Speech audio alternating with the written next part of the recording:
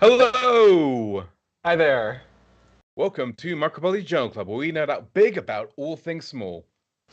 My name is Danny. In a previous life, I dropped out for my PhD in microbiology. Then I was a fact checker for pharmaceutical advertisers, and nowadays I'm a member and the president of Biotech Without Borders, a nonprofit based in NYC dedicated to aid the public with the tools of biotech. My name is Faz. I have a PhD in microbiology, where I mostly worked on bacteria. Since then, I've worked as a research integrity specialist. I'm currently working as editor for a scientific journal. Every other week, we meet to talk about microbiology. On a typical day like today, we do an overview of some of the coolest microbiology papers that we've seen in the last 2 weeks.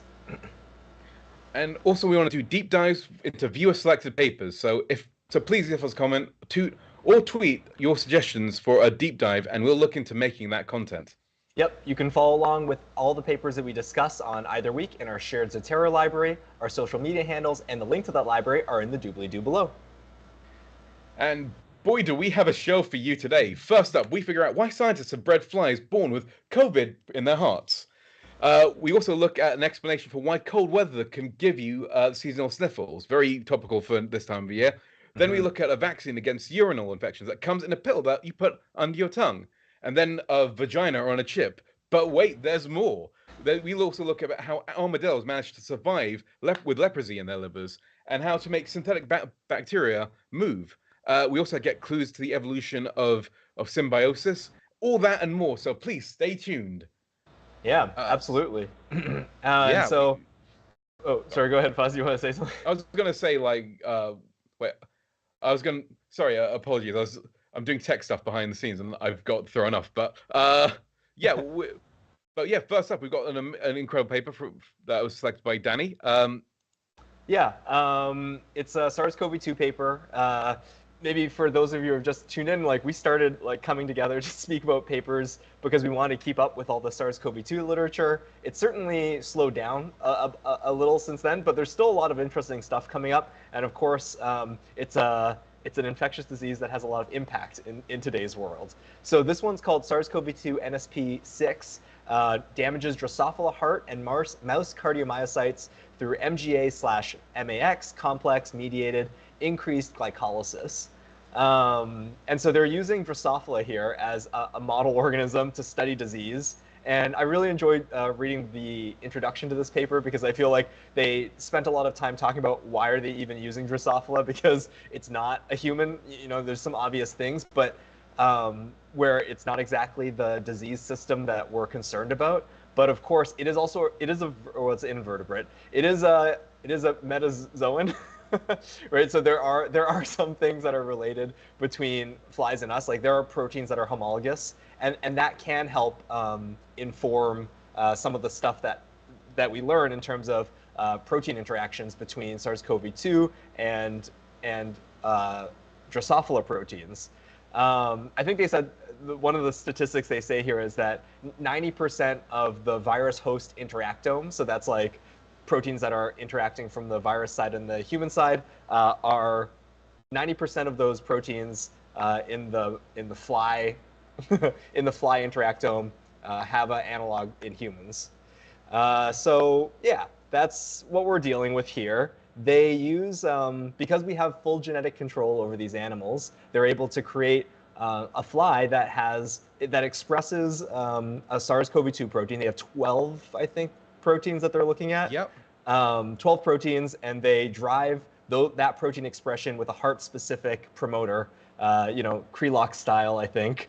They interbreed these lines until they have the desired Drosophila. And of course, because this is in the germ line of these organisms, we're going to see the SARS-CoV-2 protein expressed from day one of embryo development in these organisms. So when we think about the way that these SARS-CoV-2 proteins could be interacting or causing disease, this is not like respiratory disease in a way, but the idea is if there's homologs to proteins that we see that are affected in this system, then maybe it might tell us something about what's happening in our system.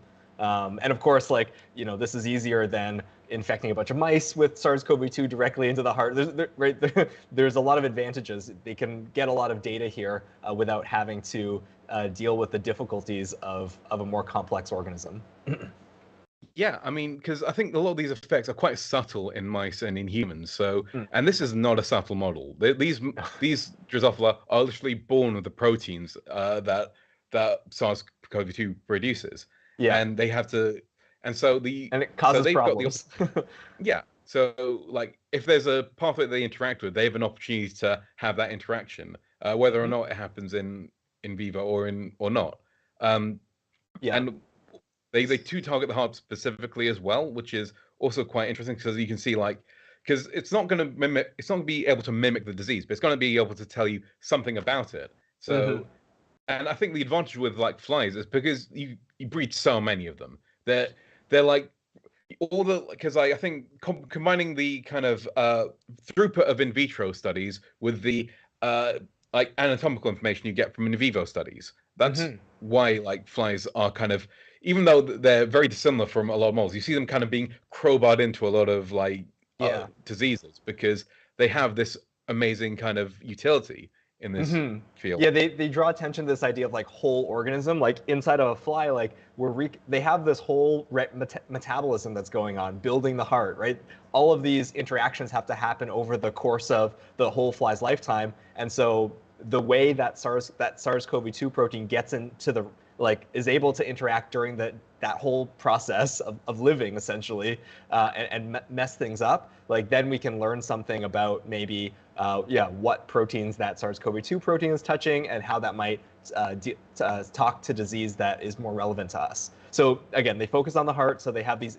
Foz was just showing us images of like some heart muscle that they were looking at, as well as the diameter of like of some vessels in the heart, and like these things get messed up by they focus on one of these proteins, Nsp6, which I think we might have seen before. I don't actually quite remember. There's a lot of proteins, non-structural Mm. proteins there. Nsp1, of course, is the polymerase. Right. So 6 is kind of down the line in terms of the importance to the life cycle. Yeah. And they did screen a whole bunch of these proteins, and SP6 was the one that caused the most death. So naturally, Yep. that's one to gravitate to because that's having an effect. Yep. Um, And then because they have this phenotype now, they just want to figure out why, and so they do a bunch of things like RNA-seq, and looking for differential expression, like what genes are being changed, and they find that there's this one gene that is getting overexpressed, PGI, and that gene phosphoglucose inositol. So, okay, yeah, let me double check. So I've got it written down somewhere I because also wrote it down and then I lost it. I'm like, oh, phosphoglucose isomerase. yes. And so that's part of glycolysis. Like that's central metabolism stuff that's happening. And they can recapitulate the weird heart stuff that they see in these flies by overexpressing that protein by itself. So no Nsp6, if they just mess up that particular metabolic pathway, that also causes this disease phenotype that they're seeing. So that gives them the confidence to say like, okay, like Nsp6 is probably doing something here with the PGI. They do like a mass spec experiment where they draw down like everything that's binding to Nsp6 in a certain cell type. I think that's happening in figure 4. Okay, let's go. Um, Yeah. and so they pull down everything that's interacting and they find this MIC max complex thing going on. So that gives them sort of a biochemical clue, and they validate it in a bunch of different ways. Like they have a way of inhibiting, I think, this pathway with like they even say that this 2DG is being used therapeutically somewhere in figure 5. Right. They use this inhibitor, and it also inhibits this RPI pathway again. Like it removes the phenotype. So it's a lot of linking this one phenotype that they see with Nsp6 to some of the other parts of the greater fly metabolism pathway, and then having that teach us something. Like then we can say like, so then what are the homologs inside of humans, right? And they do exist. So maybe, right, that's trying to bring this hypothesis to light and strengthen it. Maybe like part of heart pathology is caused by Nsp6 interacting with the same homologs in humans that give us our weird cardiac stuff going on. And yeah, I think that's what I want to say about this paper. Yeah, I think that's definitely an interesting paper because this it's not the way I'd approach a problem, but I can and initially I was thinking this isn't going to model what happens in humans, but then once you understand that it isn't meant to, it's meant to give us a guide. It's almost like Hmm. a cheaper version of using a cell culture or something like that. Yeah, absolutely. I do feel like it does have that feeling of it, the way that they're using the tool, yeah, like cell culture in a way, like the whole organism is a analogy, just to look for interacting proteins. And there's like these really robust tools in Drosophila to be able to do so much experimentation. hmm. Oh, and then one last thing I want to say, the authors did point out that Nsp6 has a bunch of mutations in Omicron, and so they weren't using that version of Nsp6. So I mean, this is just like, to me, this was just a really great learning moment in terms of thinking about how the disease has changed as we've had so many waves of evolution flowing through our system, and how it still could change even more if we continue to see sort of like infection. So yeah, that point Yeah, I wanted to bring up as well. it's tough to stay ahead of the disease when the science takes this long to do. Absolutely, But absolutely. anyway, let's move on to the next paper, which I found interesting because it's very seasonal because everyone's getting seasonal colds now. Uh-huh. Um, Cold exposure impairs extracellular vesicle swarm-mediated nasal antiviral immunity. So this again tries to answer the question as to why is it that in winter we get more infections, and there are a number of other different things at play. I mean, there's firstly everything goes indoors in winter because it's cold outside, so everyone goes indoors, and that Yep. means a place where the air isn't recycled as much, which means that there's more opportunities for cold viruses to spread. But Mhm. I think there is also more to that than that. I mean, Yeah, well, at least these authors seem to think so, based on some of the evidence they've accumulated from their model. yeah, I mean, I think there's like another model I heard where essentially because like you breathe out lots of vapor when it's cold, Mm. it dehumidifies your internal kind of respiratory system, which means that your water gets leached from the mucus layer, and the mucus layer Mm. gets smaller, Thinner. and that Mhm. means that the viruses have less of a barrier to go past. Uh, but I think there's multiple things that happen when cells become like cooler, and not Mhm. cooler in the fun way. No, cooler is in for the getting cold way. Um, Cooler in the slightly uncomfortable way. Yeah, and so this paper focuses in on these outer membrane vesicles. I know extracellular vesicles. It's literally written right in front of me, and I didn't I misread it. Well, we talk about bacteria Yeah, so much, and they have the outer membrane vesicles. So yeah, sometimes I think it's not ever. I do get into this mind where everything is bacteria, but like I forget we're not bacteria. it's a common thing for microbiologists to make. So and we read a lot of microbiology papers, so we're suddenly going, well, what's a chromosome? What's a histone? Actually, these extracellular vesicles, we've talked about it, they've emerged almost in my mind side by side with studying outer membrane vesicles. Just this whole other realm of biology where we're like, all the stuff that cells shed, whether they be prokaryotic cells or eukaryotic cells, has some functional consequences, and scientists have been studying more and more what those functional consequences may be, and have been finding amazing things. I'm Yeah, actually, I just want to throw an anecdote out there that like I saw on the Fediverse, there are core facilities now that specifically focus on these types of vesicles, whether they be from bacteria or from eukaryotes. So like whole disciplines of science, just sucrose gradients and electron microscopy and counting these guys. I mean, yeah, it's like I think it feels like almost like a point where the technology has like reached a point where everyone can finally like focus in and find out these things have existed and been very Hmm. important. And Hmm. in this study, they look at TLR3 stimulation inducing endo what extracellular vesicle secretion. Uh-huh. Um, yeah, because So I think this is TLR3, that's a viral danger ligand, right? That's yeah, RNA, yeah, double-stranded RNA. double-stranded RNA. Yeah, and I think they use poly-IC in their particular model to do that stimulation. Yeah, so that's how they trick this immune system into thinking, oh, there's a virus, and then Hmm.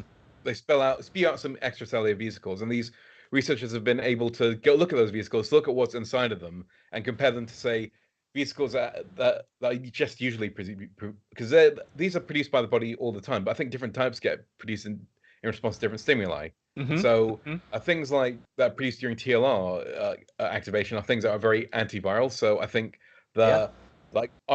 things that target RNA viruses get encapsulated into the vesicles, as well as like immune kind of promoters.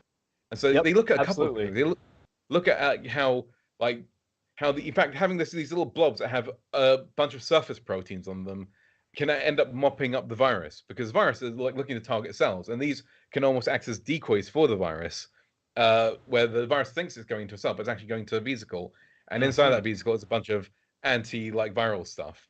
I feel like another way that it seems like it might be working is like the vesicles like bring signaling molecules to other cells and just like increase the baseline expression in the cells surrounding or that are getting bombarded by these vesicles of other antiviral proteins and things like that.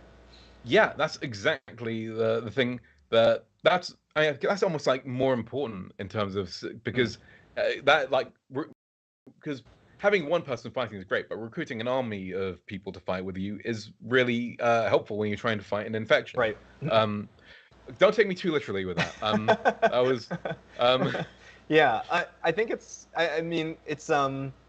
Again, I'm like, I feel like I did not learn about these extracellular vesicles like that much when I was learning my cell biology and things. But the more I read about them nowadays, like seeing all these papers pass through us, and same with the outer membrane vesicles, it's clear that to me that there's definitely a lot of communication that goes on, because the ability to package up a bunch of proteins or even miRNAs in the case that they're illustrating in this particular paper, packaging those up and sending them out, that's spanning some physical distance, enabling you to communicate or send messages of some sort, biochemical messages to neighboring objects. And yeah, inside of a multicellular organism, there's that cooperation that's going on between all of our cells to try to figure out what's going on and orient them in a direction that's going to preserve the homeostasis of the bigger organism. Yeah, so that's the first part of the paper, is almost like characterizing what these extracellular vesicles are doing to the virus, and that's really interesting in itself. But then they go to the other step of checking what happens at different temperatures, and how cold exposure can actually end up reducing the amount of extracellular vesicle secretion, and also how it affects the cells that are producing them, because when cells cool down, cells' ideal temperature is around 37 degrees, depending. It does vary a little bit, I think, within some cells, but how the quality of extracellular vesicles also suffers, because I think when these cells are cooled down, their metabolism isn't working how it should, so it ends up being that these extracellular vesicles don't have all those immune molecules that are supposed to be really helpful against fighting viruses. Yeah. And so it's interesting to me, because I'm wondering, like, if the hypothesis is that that's happening in the nose, but the nose is a cooler place, right? And they actually, the authors do some studies where they put some temperature probes in to the nose, and then they like cool the air, and they say how much do the nasal turbinates cool down based on the coolness of the air. And there is a perceptible effect. When the air gets cooler, your nasal turbinates get cooler as well. And I find that kind of fascinating. Like, again, this is like a model of some sort. So how much is the relevant, right? What's the contribution of this swarm, right, in regular, to the defending of regular disease? But yeah, because the turbinates do get cooled, we know that there is probably going to be this effect, right? Variation within our body in the way that it mounts certain defenses. Yeah, I mean, I guess also, like, because I had this crackpot theory like a year or two ago that, like, one of the things that helps with masks is the fact that it keeps the nasal turbinates like moist, high humidity, because and that's why I like wear masks in winter, even before like the outbreak. It was like wearing a scarf around, because again, keep preserving that heat. I mean, this kind of helps that crackpot theory, but again, not direct evidence. I'm not gonna. There are other good reasons for wearing masks. Firstly, facial recognition technology. Secondly, looking better if you've got a weak chin, it's good for dates. But yeah, I think this is a really cool paper, mostly because, I mean, like, not mostly, but like, because I really don't know that much about these extracellular vesicles, it's nice to see when this new object like intersects an area of science where I'm like, oh, I know all about immune stimulation, or I think a lot about like those types of things. So yeah, it's really great to see the science of extracellular vesicles move into pathogenesis and understanding, yeah, just more about how our bodies do all the amazing things that they do. Which brings us to the next paper. A sublingual nanofiber vaccine to prevent urinary tract infections. So again, this is another kind of immunity, but this kind of caught my attention because the idea of sublingual means under the tongue. So you take this vaccine and put it under your tongue, and then it somehow prevent urinary tract infections. I think we might have talked about this before, but I think the immune system in the mucosa, that's all the surfaces that are like inside your kind of tongue, gut, they're all kind of linked. And so a vaccine that targets one can end up targeting more than that. Yeah. So, scroll us down to figure 4, Fuzz, because they have an image of, they gave it to rabbits. They have this like image where they are holding the rabbit's mouth open and showing where the tablet went under the tongue of a rabbit. Yeah, I see it. Yeah. So they had two ways of giving this. They had like a droplet, so they create these nanofibers that are linked versions of. So let's get to the disease they're treating first. So the disease they're treating is a uropathogenic E. coli, which causes urinary tract infections. Not very fun to have. So and there are lots of different like strains of them. So they basically put together a cocktail of different antigens and various different the thing that makes antigens work well, and I can't remember the adjuvants. That's right. The things that make adjuvant. So yeah, because some of these antigens are very well distributed, have that thing of not being very immunopathogenic. Yeah, they're immunogenic. not very cottoned on. The immune system doesn't know how to look for them, so the adjuvant helps with that. So they almost create these strings, nanofibers that are made out of the antigens of the vaccine. Let me see if I can scroll up to what we got some electron microscopy to kind of like look at what they kind of look. Yeah. So the idea is that these would assemble and present all these antigens to the immune system, and the fact that they're in this fiber or makes the immune system kind of like peek up and take notice. And the idea is that once you put these in there, the immune system in that area will recognize it, and then it give them memory. That means that they'll react to them when they end up in the urinary tract. Yeah, I mean, it's great. I really love the pursuit of this technology because I think it makes vaccines more accessible. Because, I mean, as much as, it is easy to go in and get your shot, but like, I mean, that is somewhat of a barrier to people. And then also, I think the way that these tablets are made, they're lyophilized, so they seem shelf stable. So like, yeah, this would just be a really amazing vaccine methodology. So really cool from that perspective already, like checking out this new technology. Yeah, and also like the fact that it targets mucosal. Again, a very important part of our immune system, because when you get an injection, that kind of like targets more the immune cells that are like operating inside the body. So when a bacteria encounters that immune system, it means that things have gotten pretty bad.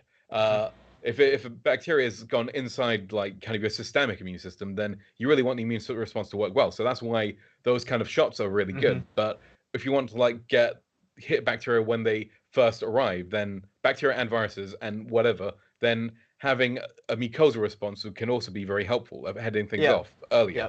And of course there must be some, we've said this before, there's crosstalk between mucosal and systemic immunity, and I guess part of the dirty secret of vaccines is like people just try a bunch of things and they hope that the modality works good for the scenario that they're in. It doesn't get, sometimes it's not so like specific when choosing a specific modality of vaccine. So anyways, this is one other modality, and perhaps because it's delivered on the mucosa, it's going to be better for mucosal immunity as well. Yeah, and another thing that they noted, which is quite interesting, is that they noted that they didn't produce as big of a mucosal immune response in the gut, which I think, because E. coli is quite an important probiotic in the gut, so I think they wanted to hedge to make sure that being able to tailor immune response to work so it works in a certain area and not another is also something that is quite an interesting concept. And I'd like to see more elaboration on how that works in the future. Yeah, I can't find the quote, but like there was just one comment I think in this paper that I thought I chuckled to myself a little bit. They were saying like the difficulties in eliciting immune response through the oral cavity, and I was just like, yeah, because you don't want an immune response to your food. No, you don't. So like it's just like it's right like immunity is this like really interesting vector in our bodies. Like it has the capacity to protect us from outside, but it also has the capacity, right, because it drives inflammation and those sorts of things. It also has the capacity to produce types of diseases with us. So yeah, I mean, I guess that's actually one of my, sometimes I'm curious about that type of stuff. Like if these vaccine modalities see good success, I'm really curious like what the safety profiles look like. Because like I wonder if there's going to be weird like adverse events related to allergy or stuff like that. Oh yeah, it'd be. I mean, if your tongue swells up after a vaccine, I think that people will be a lot more upset about that than if your injection site swelled up. Yeah. Because then you'd be like just talking. It'd be really. It'll be a visible awkward sign of Yep. I've been vaccinated. Yeah. But again, I'm really happy to have new modalities for vaccines, especially if they even open up because we don't know so much about like which vaccine's best for which virus. Like but not from the antigen point of view, right? I feel like a lot of study goes into that, but like from the vaccine delivery point of view, I feel like less studies there. Yeah, just having more of those tools in the toolbox might mean making progress on infectious disease that we haven't been able to make progress on before. Cool. Cool. Yeah. And speaking of minimally destructive to the microbiome, we've got another paper called Vaginal microbiome-host interactions modeled on a human vagina on a chip. Yeah. Okay. My segues aren't great, but I do my best. This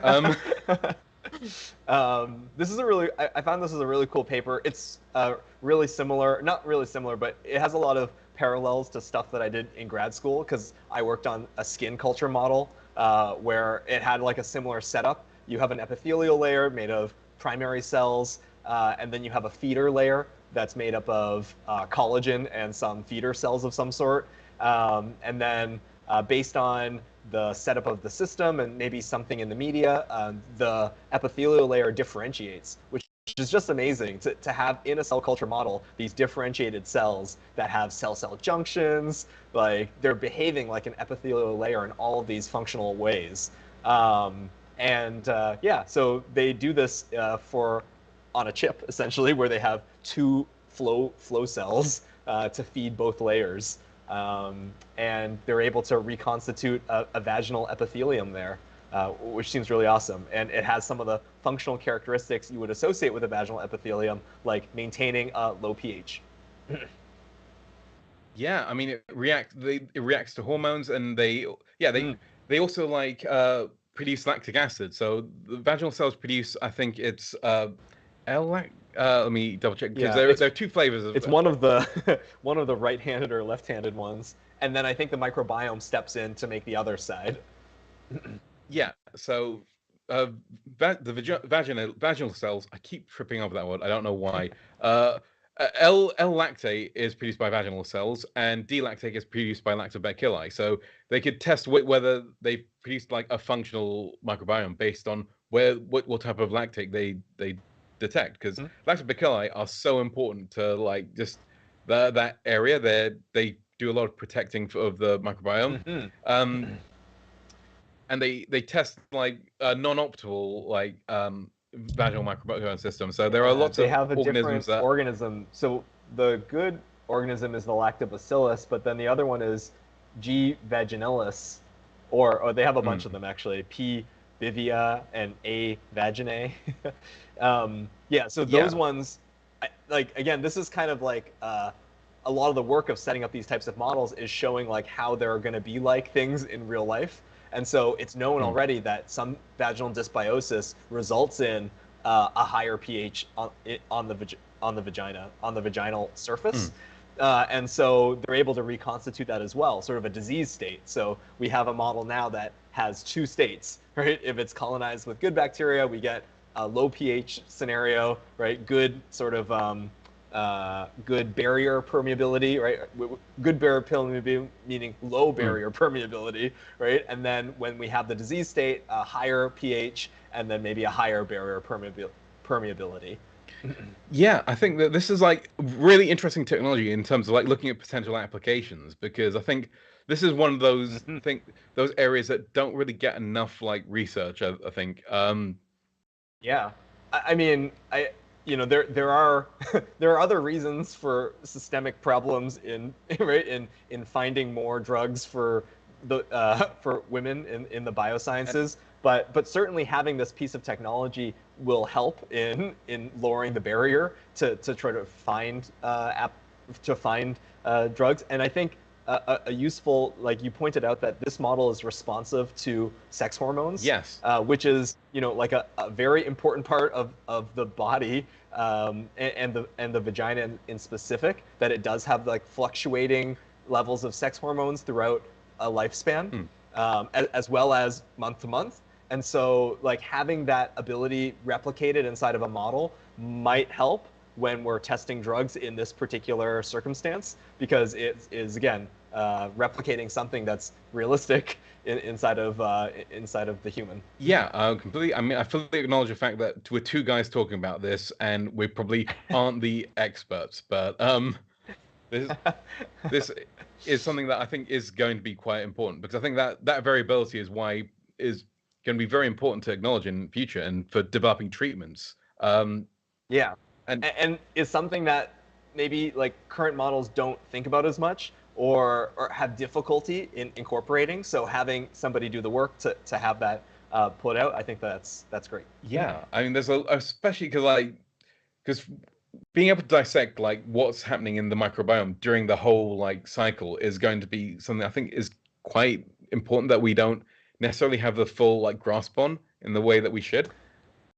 Yeah, I mean, there's already tons of work being done thinking about how the gut microbiome, right, changes the way people are responsive to different drugs, because it has all these feedbacks into metabolism. So, I mean, here's another really complicated system that exists, right, that is sort of the same, like has access to the outside, and has its own microbiome. And so drugs that target the tissues here, or that are, being used through this particular organ, they need to take that complexity into account as well. Yeah. So the next paper is an interesting one. In vivo partial reprogramming by bacteria promotes adult liver organ growth without fibrosis and tumorigenesis. Yep. So when I first read that, I was like, oh, I don't know what this means. This could be interesting. Then read the first line of the highlights. I was like, yeah, it's armadillos. It's wild. And also in this paper they use ML for Microbacterium leprae, not machine learning. Although they do machine learning in this paper as well, which was just like a little bit confusing sometimes, but I think it's also hilarious. And so I got this paper actually. I saw it on the Fediverse. It's great that so many academics are moving onto that network, because I feel like I'm being clued into a lot more discussions that I previously wasn't aware of. And so in this particular paper, they have this model of 9-banded armadillos, which I don't know if you know this, Buzz, but they have 4 genetically identical individuals in their litters. That's their regular mode of reproduction. I did not know that. That's it's wild, right? So sorry, go ahead. Oh no, so they literally have clones of themselves. Yeah, I didn't know that was a normal thing, but their siblings are clones.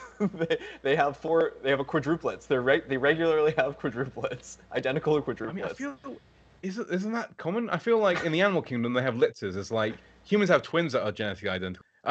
I don't know. But I don't think litters are typically genetically identical. I think this is specific for 9-banded armadillos. Oh, wow. Maybe other organisms also have some genetic identicalness. But you can imagine, as a scientific model, there is actually some interesting stuff that you can do when you have 4 genetically identical organisms. It's a type of replication that you couldn't always look at. And especially when thinking about this Microbacterium leprae, which is it's a type of chronic infection. The analogy into humans is Mycobacterium tuberculosis or leprae, right, causing tuberculosis and leprosy, which are these like long-term diseases. They've like evolved a really long time with us, and they cause a type of disease that's very pervasive and sticky. They abscesses and just like they live in your body for a long time. Um, Yeah, it's leprosy, right? They mhm. have, because I always puzzled about it because armadillos are supposed to be the ones that like originated leprosy, right? I think so. I think there might be some evidence of like zoonotic transmission between us and them, but like the types of mycobacterium that have lived with us for a long time, there's like evidence that they've co-evolved with us for a long time. So it's like Right. leprosy is not, I think, considered a zoonotic disease. Like it is a very human adapted thing, but every organism has a history with it, and armadillos, I think, have a particularly tight history with this particular organism. And again, it's kind of cool that we have four genetically identical individuals, because you can imagine it reduces the noise when you're looking for like genetic interplay, right? Like between an infection and the genetic background of these individual armadillos.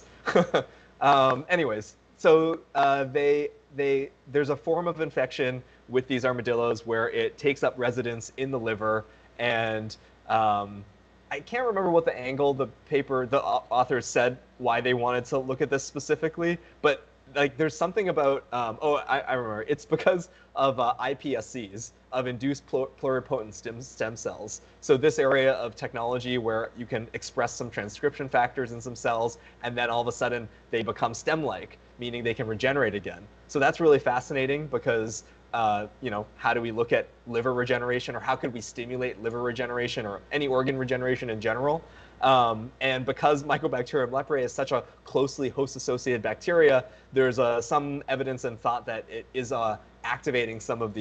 can activate these cell pathways to maybe help livers regenerate better. And so what they find when they infect these armadillos is that the infected armadillos have slightly larger livers, not necessarily more damaged livers, although there are the signs of infection in them, but certainly larger. Yeah, they look under the microscope and see that basically, like, the only difference is that the liver cells seem to have the Mycobacterium leprae in them, Yep. and they're bigger, but they can't find any evidence of damage, or they and there is like a period of the paper where they like look at it and try to find out what cells are proliferating, and they can't, as far as I can tell. Yeah, They're I think they had trouble really pinning down like what exactly, and you can imagine it's really complicated because like you got a whole armadillo organism, right? And you've got a whole mycobacterium that has this long evolutionary history that is touching. First of all, the infection is like kind of long, and so we don't know what stage in which it might be producing some of these interactive effects. And then of course there's also the coevolution thing, that there's going to be virulence factors that aren't fully virulent inside of this model because the armadillo has the correct response for it, and so they kind of fall into this weird homeostasis that ends up with larger livers. Yeah, and I guess like also if it's a very subtle effect, because I think the impression I got is like not so much that there's one cell type, but all cells are expanding, but a little bit. So Hmm. not enough to be detectable, but basically by the statistics they're using, because they don't have an infinite number of armadillos ready to check. So they have to Yep. like go with what they have. And if the like variance between armadillos is bigger than the actual effect that they're trying to measure, it's going to be very difficult to get an idea of what that is, and without using a huge amount of armadillos. Hmm. Um, Yep. and they don't Totally. want to do that. No, nobody wants to do that. I mean, we've talked about before, right? You also like using animals for research, like you have to justify their use because we don't want to just be like, single-use plastics animals Yeah, in the same category. I refuse to believe that a scientist like would want to use more than like you want to keep the number of animals like you use as low as possible Hmm. because expensive, you feel bad, and uh, yeah, Yep. Yeah, and those so are the two essentially things. the information that they pick out of this is maybe similar in some ways full circle thinking about like the fly model, right? Like so Mm, armadillos, they aren't humans, so who cares? But like there are genes that are in armadillo livers that are similar to human genes, and so maybe understanding a little bit about how this bacteria tickles the armadillo and gets it to, it tickles the armadillo's livers in such a way that they're regenerating, might teach us about the pathways that we could tickle in ourselves to get us to start regenerating in some way. Yeah, I think that, and that, a lot of this paper is them like doing, like looking intently on the RNA and all the kind of interactions that, and then trying to find like kind of figure out what they're doing and kind of trying to figure out what's going on. Yeah. And so such a odd observation, an odd observation in this relationship in an infection. It's essentially an infection model, right? In a chronic infection model, we end up learning about sort of organ regeneration lessons. I mean, this is a weird thing because it reminded me of that. Remember that paper I think maybe last year, where we're looking at witches' brooms, which are these like bits that grow off of like trees that are caused by a bacterium, and the trees which are infected with the bacterium tend to live longer but become less fertile. Kind of like feels like, is this a bacterium that helps the lifespan of the armadillo? Sure, and just so it can get into other armadillos. Yeah, I feel like I'd be interested to see if there was like studies on whether like this bacteria helps the armadillo survive or doesn't. I didn't really feel like I got a good sense of like the negative aspects of having this bacteria for the armadillo, because it just sounded like they had big livers and didn't suffer from anything apart from that. Yeah, yeah, absolutely. A comment that I picked out in this paper says infected livers showed variable inflammation and irregularly distributed small non-necrotizing granulomas consisting mostly of bacterial-laden macrophages. I mean, that's consistent with some of the types of like chronic mycobacterial infections that we can get. But of course, and actually people have well-controlled mycobacterium infections, right? Like it is possible to have that outcome for a patient with mycobacterium. So again, I think it's a very interesting bacteria. Like we haven't talked about it too much. Very slow growing, right? And has these really long evolutionary histories with the organisms they infect. The classic, like I remember learning about Microbacterium, a classic example of host pathogen interactions, right? Like when is the immune response that you see to this bacteria adaptive for the bacteria versus adaptive for the organism? And how do you even start to separate those things? And this one, this example here is muddying the waters even further by showing us like some almost, it seems like a beneficial effect, right, to these livers. But of course, like, we're not stress testing the armadillos and seeing like, are their livers really more functional for all this extra growth? So like, that's not the point of this paper. The point is more the investigation of like what might be an analogy in us to look at. But yeah, I think what you're saying is also really fascinating. Like, what's the importance to this specific model, right? Armadillos and Mycobacterium leprae that infect them. Yeah. All right. So moving on to the next paper, reconstitution of a minimal motility system based on Spiroplasma swimming by 2 bacterial actins in a synthetic minimal bacterium. So, whoa, this is Craig something Venter strikes again, or at least the research institute, right? Using this minimal JCV1. Yeah, J. Craig Venter Institute. So, like 10 years ago, I think they came up with like a minimal bacterium that they took a Mycoplasma mycoides, and they deleted everything from the genome until they could get the minimum amount that just kept the bacteria running.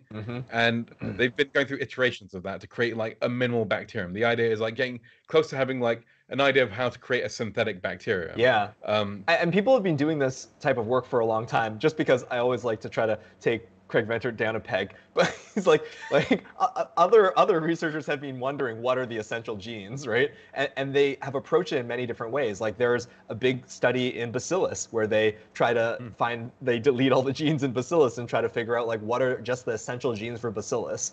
I think like a nice innovation that the Craig Venter Institute did was that they started with an organism that has a really small genome, right? So they kind of like they were more concerned not about learning about the organism, I would say, but rather learning about like minimal life. And so they chose like a model system that could best suit those needs in that way. They already chose a very small organism that doesn't have a lot of complicated structures in it.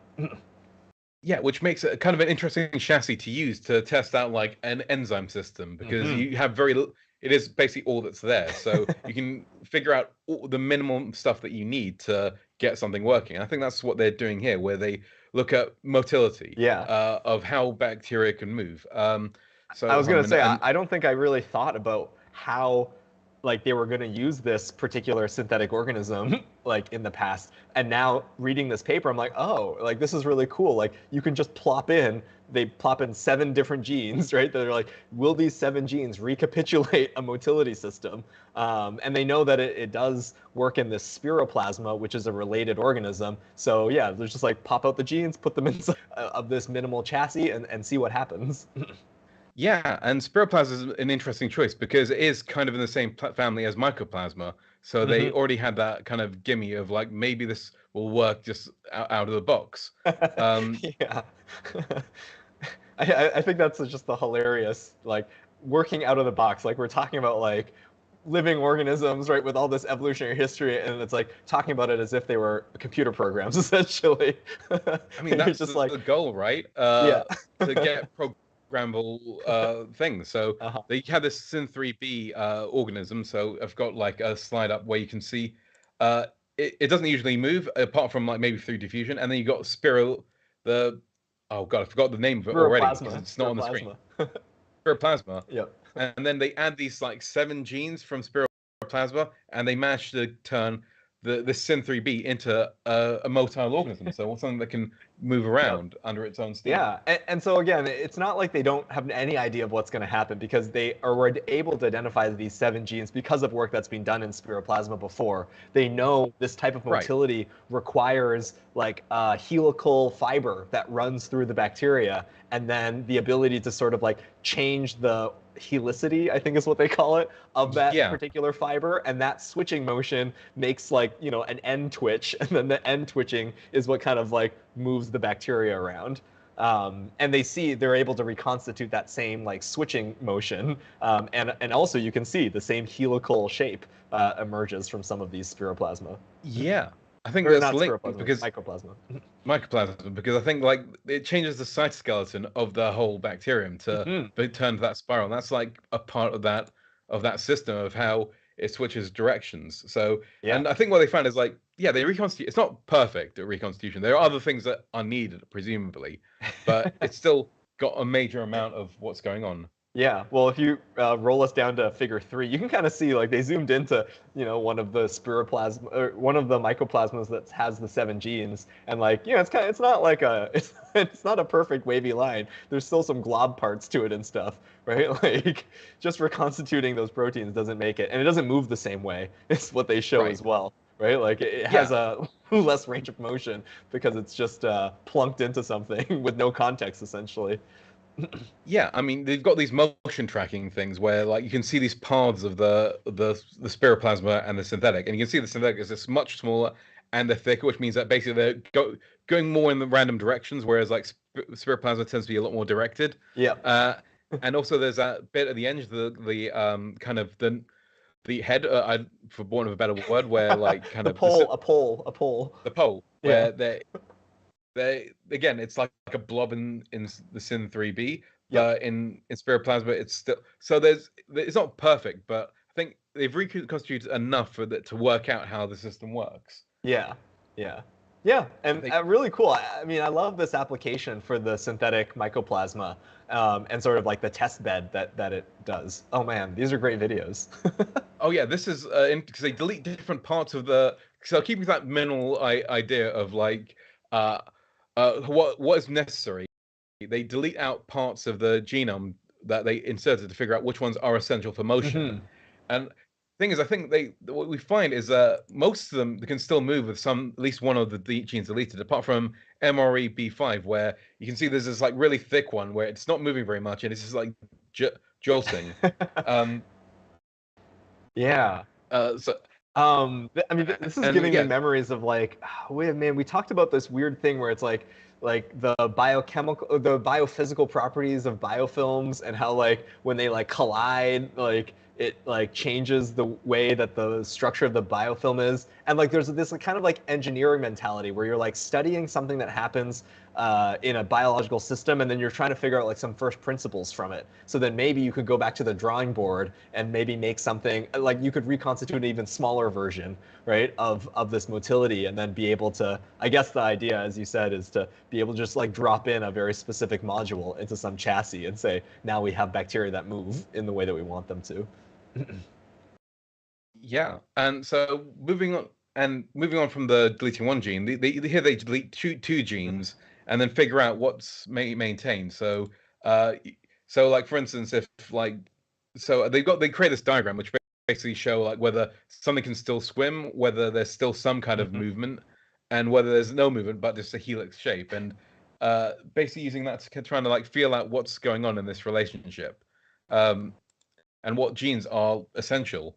Again, very interesting work where you can see like when you delete like two genes, suddenly the spiral structure disappears, and so lots of like interesting like delving down into what's going on in this. And here I think they look at like the distribution of certain genes throughout the organism. So kind of here it's illustrating that it's part of the actin cytoskeleton. It's not just one part; it's just everything's kind of involved. But yeah, very interesting of just like going from first principles to construct, and I feel like there is going to be iterations on what's happening here, because I think a very important part of motility is regulation, and that's the one thing they've taken out completely. Of course, yeah. Like the whole decision-making process of where to go to, and I think that's why maybe, and there's other bits that are missing that, and and they do come across this idea that maybe this can provide insights into the evolution of this bacterium, and I'm not sure I buy that completely, because it's like taking hand, cutting off, grafting onto a fish, and seeing the fish can kind of grip stuff, and going, maybe that can tell us about how hands evolved. I'm like, I'm not saying you can't learn anything from that, because I believe all science can be valid at some point, but I feel that maybe not as much as you think it can. Yeah, I don't know. Like, I feel like that analogy struck me as kind of hilarious, because I like, what is the evolutionary?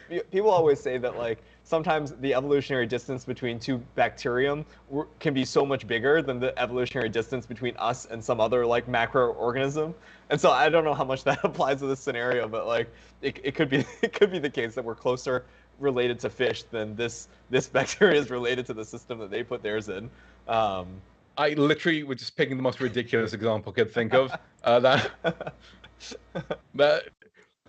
I don't think it was, but I think that, I mean, there could be some evolutionary case there to try and figure, especially if they get down to maybe like more minimal genes, like then maybe they can figure out.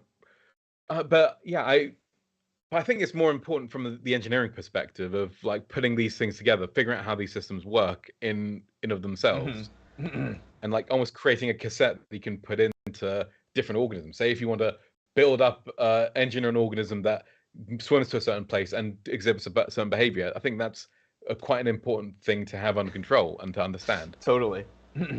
All right. Let's see the next one that we have on the docket. A Cristae-Like microcompartment in Desulfobacterota. And then later in the paper, they'll be very careful not to say Cristae-Like, because that's too confusing. They're instead going to call these structures that they see pura? Yeah, pura. And so what they're looking at, or what they're looking for, is these structures that we see in Cristae are the structures that we see in mitochondria, sort of folded back membrane structures. And in mitochondria, they're very useful. And actually, they see these types of, there's a general term for it, intracytoplasmic membranes, or ICMs. And this generalized term is used for these structures, and they're seen in many different organisms because they essentially give more surface area inside. So if you have some sort of biochemical reaction that happens that has to happen over the membrane surface, then this is a great way to get more membrane surface. And you could even isolate all that surface, or you could have junctions that mediate the transfer of molecules in and out of those membrane bags that you're sort of creating inside of your cytoplasm. And so I guess one of the things that this paper is trying to do is look for evidence of these types of structures in the greater bacterial families, more than just, I guess, alpha proteobacteria.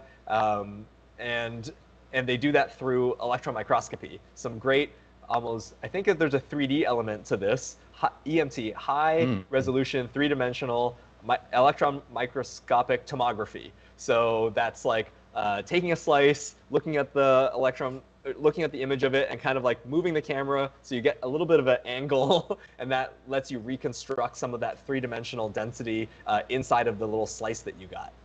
And they do that with Desulfobacteria coming from these seeps, methane seeps, I think. And these are a class of bacteria that are a little bit different than the alpha proteobacteria. And when they do this EM, they see the Cristae-Like structures, which we're going to call Pura for the rest of this, the coverage of this paper, because that's what the authors want to call it as well. And they classify them into different categories. It's all electron microscopy. They classify them in different categories based on like different shapes that they see. They count like they look at the orientation of them. You can see some of them are in like really ordered formats. Some of them are like all over the place. They can count like the junction points that they have to other places. And essentially build out a classification scheme that they are then trying to, they do a lot of discussion in this paper. It's almost all discussion, I would say, right? Like looking at images and trying to discuss like, what is the significance of seeing these types of, seeing these structures inside of this particular class of bacteria, and what sort of analogs, I guess, could we start thinking about between these structures and structures that we have in our cristae, in our mitochondria. And of course, you know, there's that interesting relevance where it's thought that we have that we got our mitochondria from obligate intracellular bacteria that eventually became co-opted and co-evolved with us. So seeing these structures in other bacterial ancestors, just, I don't know, like maybe it'll tell us something about the proteins in us, or maybe it's also just a really fascinating way of exploring the history of life and the way in which certain structure is really useful in a lot of different biochemical circumstances.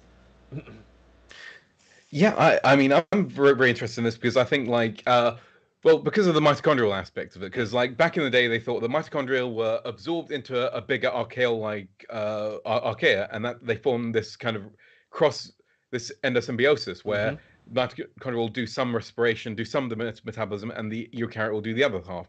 And here we're seeing something similar with symbiosis, where you got in their first like figure, they've got pictures of these giant archaea that are partnered up with these bacteria in this symbiosis. And I think we've seen that a lot where they crossfeed, where like the bacteria can like transfer electrons to bigger organisms to help them to process different products in these methane seeps. And that is an interesting analogy for the endosymbiotic process, because we tend to assume that it happened like, oh, one day an archaea went along and stored up a bacteria, and that's how it happened. Whereas here, it almost presents another kind of way of looking at it. Maybe this interaction between the bacteria and the archaea was there a lot longer earlier before the bacteria actually got eaten up. Or there are two paths, right? It's branching paths, like that it was tried many times, like this close interaction, and sometimes the closeness was necessitated by being inside one of another, but sometimes you could just be beside the thing that you wanted to cooperate with. Exactly. Like, so in like, say, his Dark Materials universe, people have demons outside of themselves, which is the analogy here. And then in our universe, demons are inside of us. So like that. So there's an alternate reality, and I choose to think that this is how people are like in that weird, like Northern Lights, Golden Compass universe. They carried their mitochondria outside of their bodies. Yeah, yeah, and that's how demons evolved, right?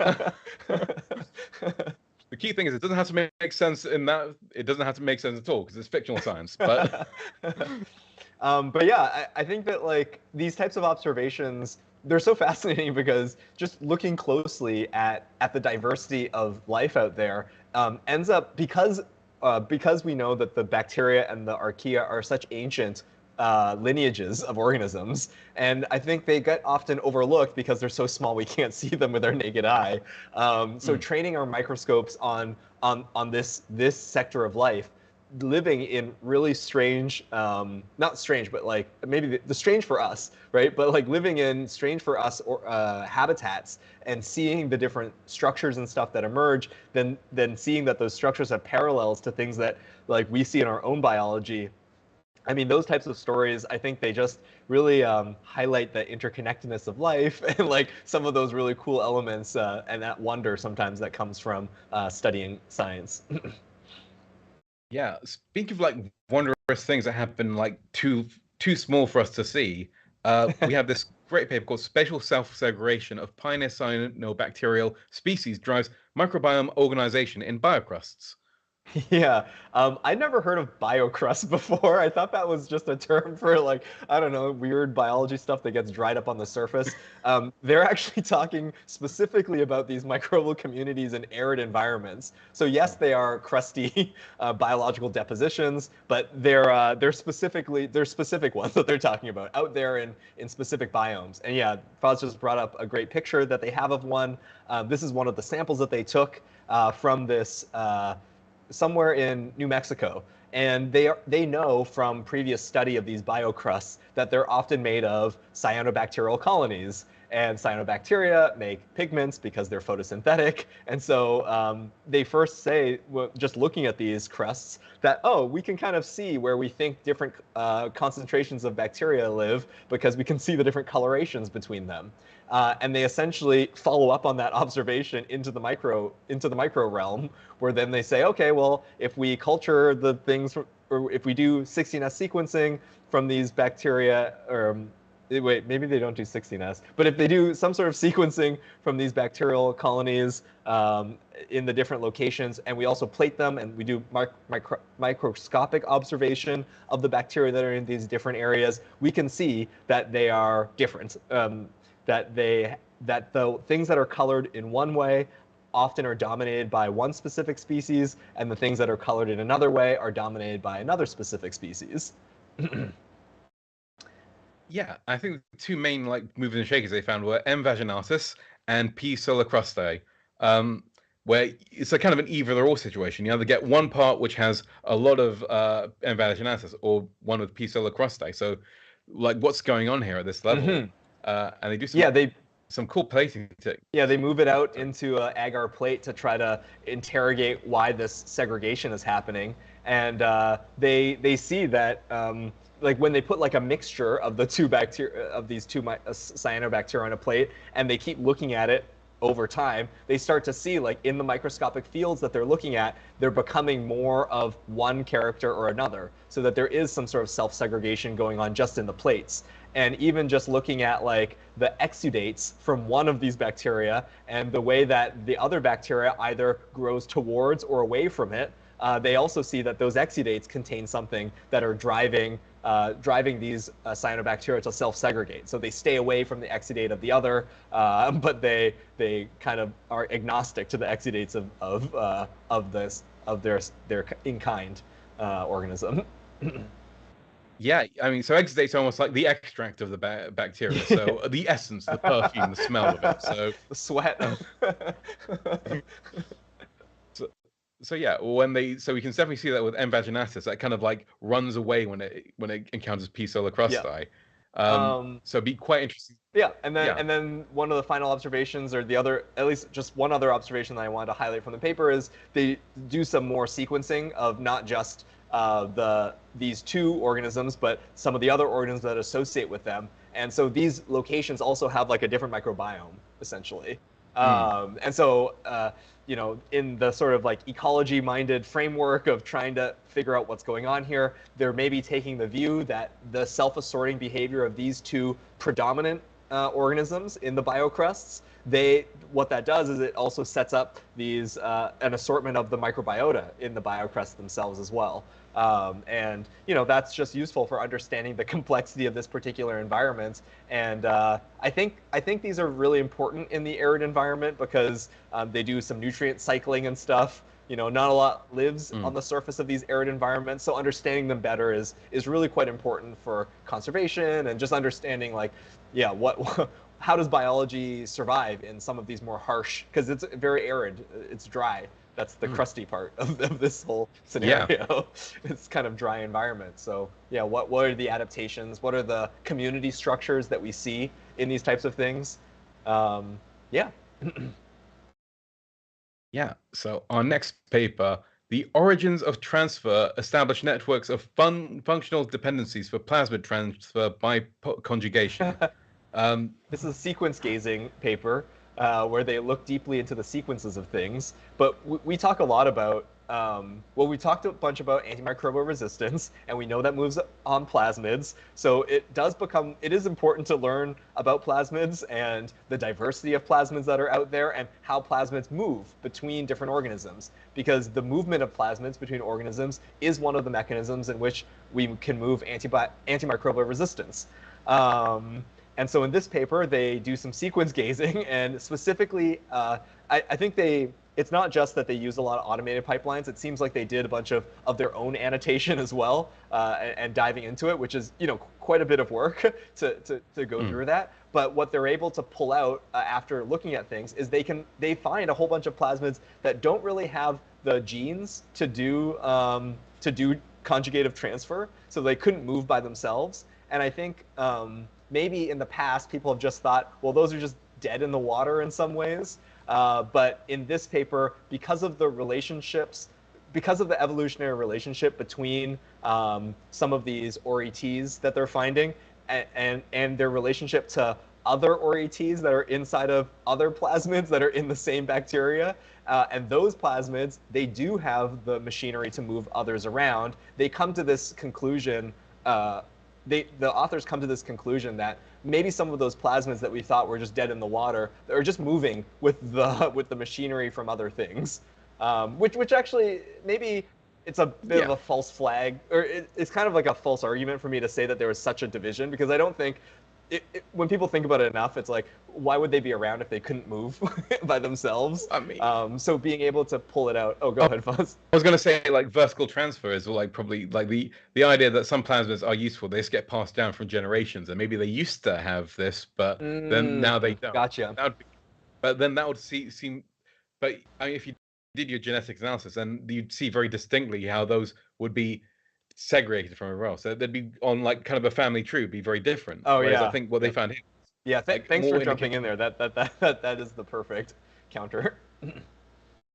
But yeah, then you'd see like their relatedness would be in a specific way, where each like individual bacterium that has these plasmids would have very different kind of sequences. But that's not what they saw here.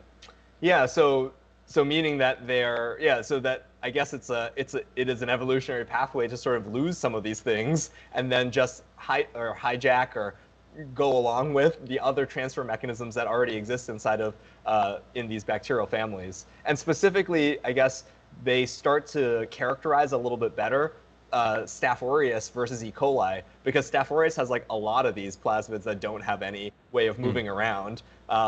So maybe that was thought that they couldn't move around plasmids that much, but actually no, I guess they're just using other machinery to move stuff around. And they do, this paper has is also a very discussion, like the Cristae paper, I think. There's a lot of discussion in this paper, because it's like trying to figure out like how all these little pieces of data like inform the view we should be taking on plasmids in general. And there are many ways to move. Like they talk about these conjugation machineries, but they also talk about plasmids that integrate into the genomes that are also phages. So like phages can also fall into this category, right, of mobilizing plasmids between between organisms, and then you don't need some mobility genes for those things because they're just being moved with like phage machinery. And so, yeah, I just think it was really, I'm super fascinated about this sort of stuff. It's also nice to see sometimes the level of detail that you could pull out and sort of like what you could say about the natural world just by sequence gazing in a way, and like spending a lot of careful time like categorizing things and looking for the relationships in relatedness between stuff. Yeah, that's why I picked this paper out, and because I do want to know more about antimicrobial resistance. I want to have a good grounded in reality view of like what problems we're facing with antimicrobial resistance, as a way of hopefully preparing myself to think about what interventions I believe in when they come. Yeah, I mean, I found this paper really interesting in terms of the kind of the imagery of like that. Everyone has that one friend who has a car, and like that's kind of what these plasmids with the ORITs are, and then like the other ones are just hitching a ride, and I use there's a temptation to think of those like ones that are hitching a ride as kind of the freeloaders, but actually they carry antibiotic resistance. They have all these other things that help the other plasmids to survive. So the fact that they're kind of showing this coordination, and again, we do use the term sequence gazing, but I think that's like kind of diminished the amount of work that goes into these kinds of papers, and the amount of data that is in these kind of networks and these data sets that's way to be found. I think it's still really fascinating and good. Yeah, and I mean, again, like it's the insight that the authors bring as well to be able to pull out meaning from looking at sequences. Because like without this paper, I don't think I could have explained any element of that. So like having somebody like who's looked through these, and just to clarify, the ORETs are on all the plasmids, right? It's just a subset of them have only the ORETs. Because yeah, I think so, and yeah, and all the replication. Sorry, I mixed all the replication machinery. Those guys are just designated drivers. The rest of the people, the plasmids are the ones that are getting a ride. Yeah. The analogy. Yeah, take a drink every time I make a bad analogy, okay? Yeah, no, I know. I think it's I love your analogies. I think they do help like conceptualize different things, and then you gotta like kick the tires on them a little bit just to like get a bit more clarity. What I really loved about your analogy as well, and like how it like thinking about it is like we're really thinking about in this paper like an ecology of plasmids, of thinking about these are just molecules, right? Just molecules of DNA, but thinking of them as kind of autonomous within this kind of huge ecosystem of ways of moving around between the bodies of other prokaryotes and stuff like that, right? Like that conceptual thought, like it's quite interesting, and not everybody necessarily is using that lens. And so maybe what does that lens give us when we start thinking about problems that we need to solve, or problems that could emerge in the future from this type of mobility? Yeah, I mean, if we gave them a capsid, people would be calling them viruses, basically, because they are just bits of genetic material that, and then they'd be arguing either whether they're alive or dead. And yeah, and I love this. I think we've covered a bunch of papers in this category before, right? Because as you get as we enter this microcosmos world, like these pieces of DNA become so important and so vital, like in the ecology and the natural lifestyle of the organisms that share space with it, and that really like their day-to-day life is like in this molecular world. I don't know. Our day-to-day life is in the molecular world too. It's hard to say, like, I don't mean to like essentialize, like we're so big we don't actually interact in any ways, but I mean it has real implications for us as well. Yeah. So yeah, I mean we're big on small things and like how cool they can be, and yeah, molecules can be small. Bring us to our next paper about other cool things. Development of a dedicated Golden Gate assembly platform for Rototorula torulloides. Rototorula torulloides. This is like a chassis yeast. This is go ahead. No, it's all you. Yeah, no, I mean, yeah, this is very much a bioengineering paper where we're looking at an organism and how to make it easier for biotech to happen to it, essentially. So, like for various organisms like yeast, they have these things called yeast toolkits, where you have like a set of like a library of genes that you can use, and then a way to assemble them quickly, and then a way to put them into an organism. And so this is an attempt to kind of to create a new toolkit for Rhodotorula, which is a basidiomycete that's kind of a very useful organism for cell cult for precision fermentation, I think it's termed. That's definitely the industry industry term there, precision fermentation. Essentially, right, making something that's industrially important for us inside of some sort of organism. Yeah, exactly. And this is kind of so they're going through the steps of like engineering this this yeast in order to turn it into a potential cell factory. Yeah. So I guess maybe one thing we can say is that like there's in research labs we have like the model organisms of research, right? That have all these scientists working on them. All these different tools have been made, so it's easy to make genetic mutants and like put in new pathways so we can study them further. But those model organisms, they are not necessarily translatable into industry, or even like, I mean, this one's about industry, but like you can also say like even disease, right, doesn't always get captured well by a model organism. So being able to move tool sets that you're using in the research environment into other organisms is like a really important piece of work, both for learning more about other organisms and also about making things more useful for us.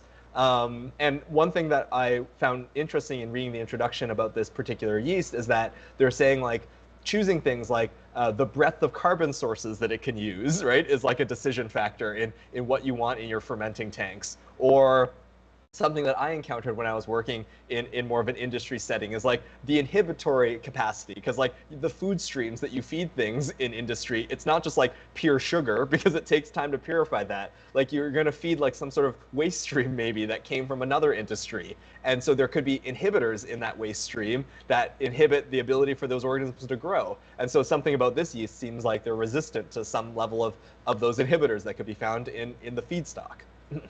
Yeah. And I think that because I think this paper is also a really good like primer on looking at the problems that you can come across in trying to adapt an organism to be amenable to bioengineering. So they came up with issues like the Toroloides has a very high GC content. So that means lots of guanine and cytosines, which means that the DNA has a very high melting point. So I guess I'm trying to explain this in a way that might be simple. But it makes it harder for the DNA strands to be pulled apart, and also things like that has ongoing effects for sequencing and for other kind of molecular techniques you want to use with that. Yeah, and so the tools that they're bringing into this organism, or the tool that they're focusing on, is this Golden Gate system. But it's not just the Golden Gate system. I think it's also, they really talk about the validated promoters and things like that as well, right? Like all the little pieces. So Golden Gate is the way to, it's like using restriction enzymes that don't cut directly at their site of recognition, but cut like a little bit away. So then the strategy people have been using is they start making these like landing pad sites, essentially, like almost like Lego bricks, like A always goes with A, B always goes with B, so that you can sequence them in such a way around all the different bricks that you want to put together that you don't have to sequentially add them to a reaction anymore. You can just digest them all together, and then because they have because A only goes with A and B only goes with B, they'll just reanneal into your full construct inside of some organism. Yeah, I mean, for perspective, when I was doing restriction things like this, it would be like it'd be stepwise, where we'd use like one restriction enzyme to cut at one place, then we'd have to go through the cloning process and do it over and over again. Like sometimes if you have ones that are complementary, but here it's like creating a cassette where you can almost like do everything at the same time, one step to create your construct. And the fewer the steps, the more efficient the reaction is.